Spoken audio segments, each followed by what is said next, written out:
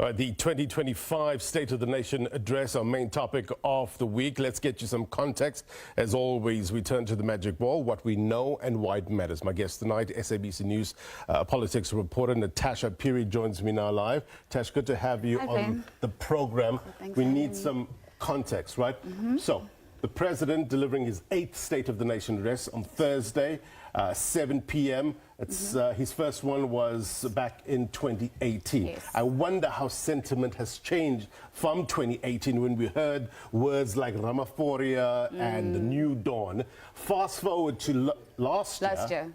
Talk to us about the highlights. Okay, so the highlights, like you've indicated, he indicated that there was the country had actually, embarked on 30 years of democracy, also reflecting on the challenges and the strides that the country had made, but also acknowledging the fact that South Africans still live under poverty, inequality, and unemployment as well. And those are issues that, as a country, we actually need to overcome. On state capture, Blaine, he had actually described state capture as the greatest test of democracy, but also mentioned that significant strides had been made in that the freezing orders that were granted to the NPA rather amounted to 14 billion. You talk about Eskom and the electricity crisis. Remember, in February, he had mentioned that they are within reach to actually end load shedding.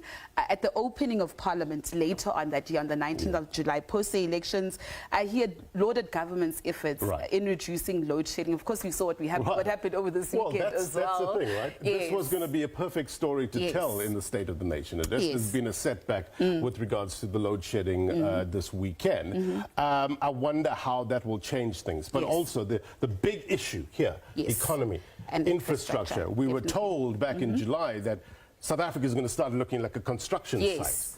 Any sign of that? You actually took the words straight out of my mouth. I haven't seen those tangible results yet, but of course we will be speaking to the relevant stakeholders, the Minister of Infrastructure and his deputy as well, Mr. Dean McPherson. The economy, remember, President Cyril Ramaphosa had said at his opening of Parliament address that they've resolved to dedicate three key priorities as the government of national unity. Of course, that being inclusive growth, job creation, reducing poverty and tackling the high cost of living, and building a capable and ethical and developmental state. On crime and gender-based violence, you just actually mentioned Fanny Masemola, General Fanny Masemola earlier on.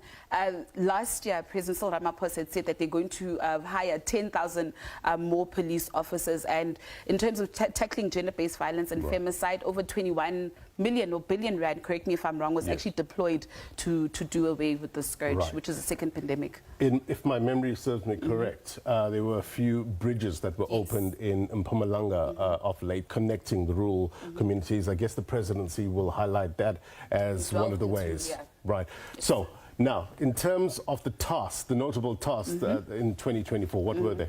So, we saw the election of the 7th administration, like you've correctly cited, the election of the president and the speaker, Thoko Didiza, the deputy speaker, and a lead laureate of the DA. These two were very contentious. The expropriation bill that was passed, signed into law, the Bella, remember, yes, it was signed into law, but there was that 3 months grace period that was given for the language policy, clause 4 and 5. The language policy and the admission policy. But of course, we've seen, litigation against these very two acts.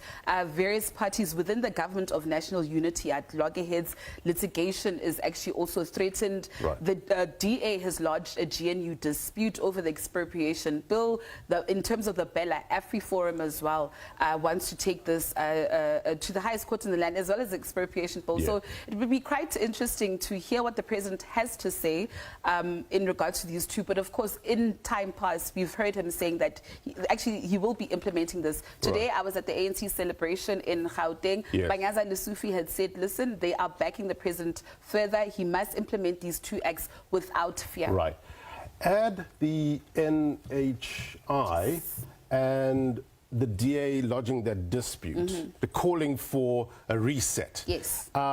Any progress following the cabinet lekgotla, any progress in that regard with regards to research? We'll actually hear clearly from the various parties. I know that the DA has a briefing before Thursday on Wednesday, but I mean the clarion call now for GNU partners is to put their differences aside, Blaine, Yes. and work together for the greater good of South Africans. Many times you hear these various political parties saying that we want to put your interests first as South Africans. Yeah. But I think the greatest test would be to see what actually happens within the GNU and the outcomes as well of the Cabinet Lekgotla, which will then be translated in the SONA. As you know, that the SONA, sets the tone for the year, Yes. the government's priorities as well. But also, let's not forget the dysfunctional municipalities. The Yes, President had yes. said that top of the agenda is to stabilize those municipalities. Right, it's a good segue into the next one, expectations.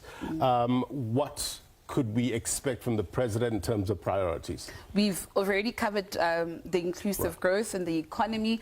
G20 is very, very important, for us. Of course, the theme for this year, the G20 this year, is fostering solidarity, equality, and sustainable development. It's quite a long one, Yes.